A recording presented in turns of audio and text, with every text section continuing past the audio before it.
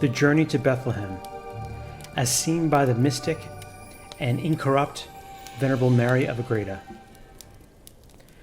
It had been decreed by the immutable will of Providence that the only begotten of the Father should be born in the town of Bethlehem, and accordingly it had been foretold by the saints and prophets of foregone ages. For the decrees of the absolute will of God are infallible, and since nothing can resist them, sooner would heaven and earth pass away than that they fail of accomplishment. The fulfillment of this immutable decree the Lord secured by means of an edict of Caesar Augustus for the whole Roman Empire, ordering the registration or enumeration of all the world, as St. Luke says. The Roman Empire at that time embraced the greater part of what was then known of the earth, and therefore they called themselves masters of the world, ignoring all the other nations. The object of the census was to make all the inhabitants acknowledge themselves as vassals of the emperor, and to pay a certain tax to their temporal lord. For this registration, everyone was to go to his native city in order to be inscribed. This edict was also proclaimed in Nazareth, and came to the hearing of St. Joseph while he was on some errand. He returned to his house in sorrowful consternation, and informed his heavenly spouse of the news which had spread about concerning the edict. The most prudent virgin answered, "Let not this edict of our temporal ruler cause you any concern, my master and spouse. For all that happens to us is ordained by the Lord and King of heaven and earth, and in all events his providence will assist and direct us. Let us resign ourselves into his hands, and we shall not be disappointed."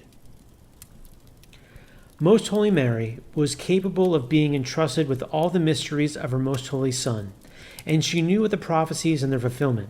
Hence, also, that the only begotten of the Father and her own was to be born in Bethlehem, a stranger and an unknown. But she said nothing of this to St. Joseph, for without being commissioned by the Lord, she would reveal none of his secrets.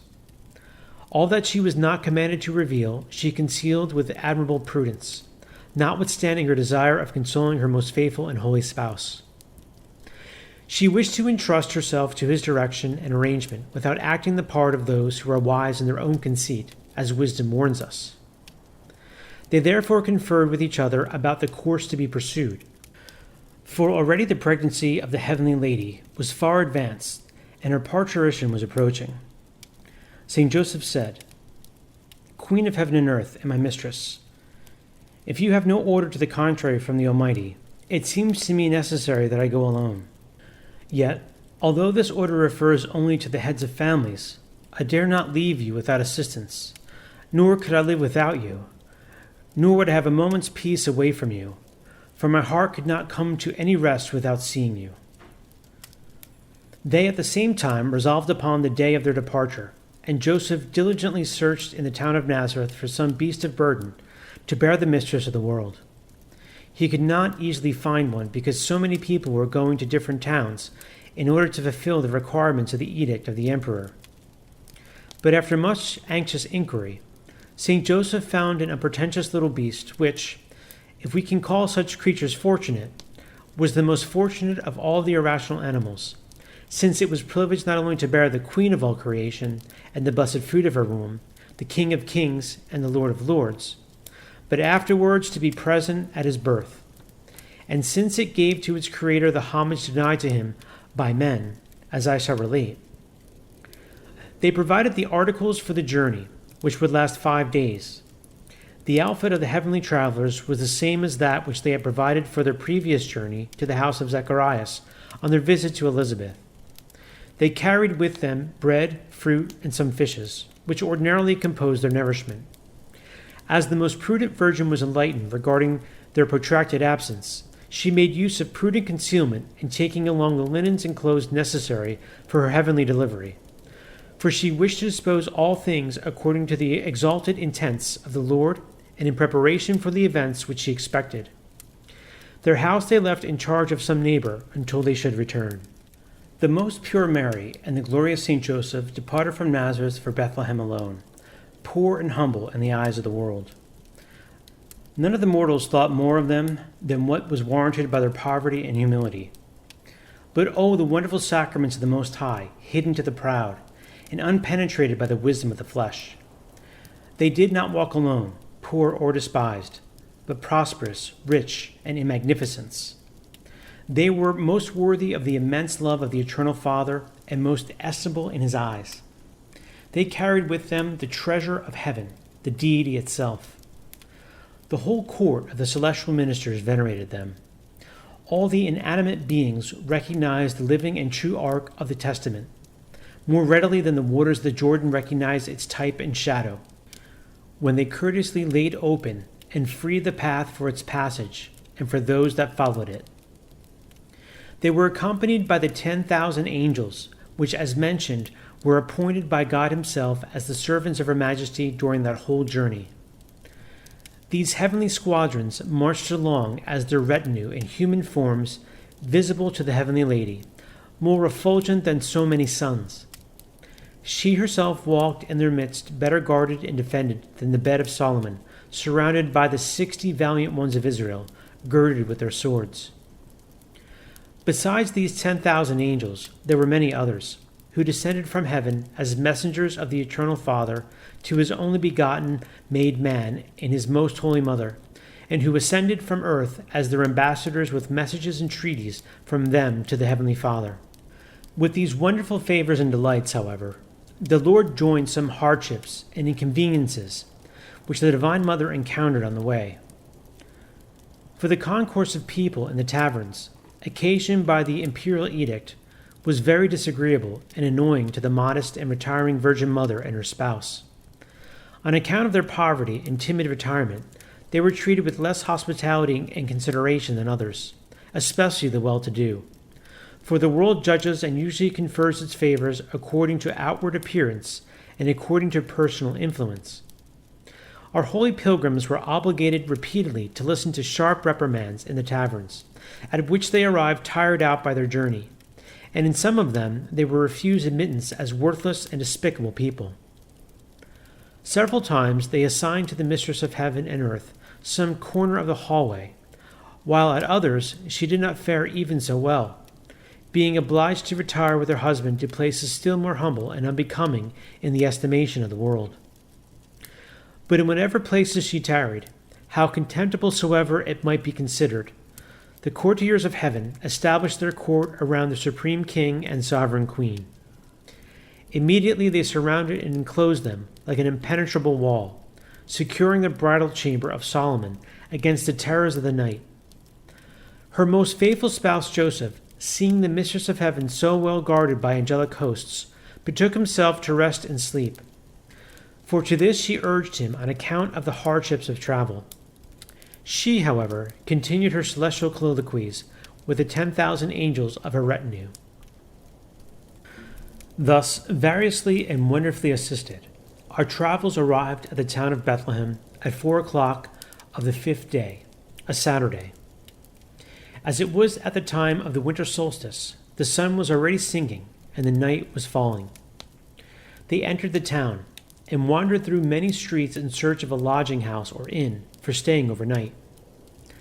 They knocked at the doors of their acquaintances and nearer family relations, but they were admitted nowhere, and in many places they met with harsh words and insults. The most modest queen followed her spouse through the crowds of people, while he went from house to house and from door to door. Although she knew that the hearts and the houses of men were to be closed to them, and although to expose her state at her age to the public gaze was more painful to her modesty than to their failure to procure a night lodging, she nevertheless wished to obey St. Joseph and suffer this indignity and unmerited shame. While wandering through the streets, they passed the office of the public registry, and they inscribed their names and paid the fiscal tribute in order to comply with the edict and not to be obliged to return. They continued their search, betaking themselves to other houses. But having already applied at more than 50 different places, they found themselves rejected and sent away from them all. The heavenly spirits were filled with astonishment at these exalted mysteries of the Most High, which manifested the patience and meekness of his Virgin Mother and the unfeeling hardness of men. At the same time, they blessed the Almighty in his works and hidden sacraments, since from that day on he began to exalt and honor poverty and humility among men.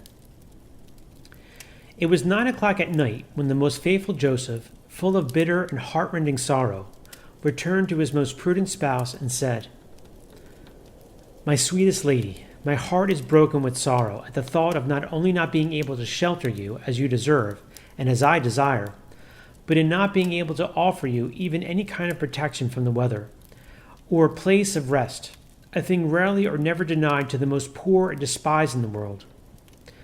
No doubt heaven, in thus allowing the hearts of men to be so unmoved as to refuse us a night lodging, conceals some mystery. I now remember, lady, that outside the city walls there is a cave, which serves as a shelter for shepherds and their flocks. Let us seek it out. Perhaps it is unoccupied, and we may there expect some assistance from heaven, since we receive none from men on earth." The most prudent virgin answered, "My spouse and my master, let not your kindest heart be afflicted because the ardent wishes which the love of your Lord excites in you cannot be fulfilled. Since I bear him in my womb, let us, I beseech you, give thanks for having disposed events in this way. The place of which you speak shall be most satisfactory to me. Let your tears of sorrow be turned into tears of joy, and let us lovingly embrace poverty, which is the inestimable and precious treasure of my most holy Son. He came from heaven in order to seek it. Let us then afford him an occasion to practice it in the joy of our souls. Certainly, I cannot be better delighted than to see you procure it for me. Let us go gladly wherever the Lord shall guide us."